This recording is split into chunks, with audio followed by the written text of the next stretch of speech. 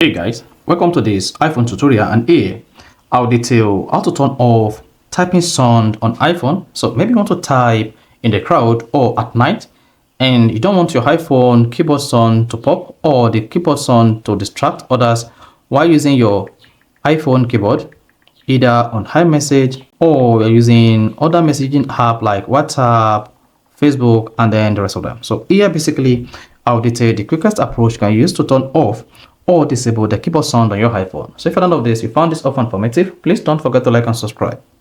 Now the first thing you want to do when you want to turn off typing sound on iPhone is go to your iPhone settings.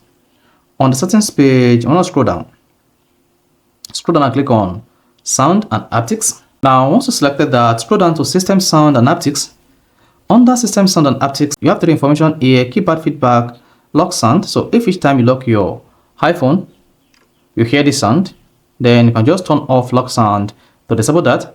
Then to turn off the typing sound on your iPhone, just come and click on keyboard feedback.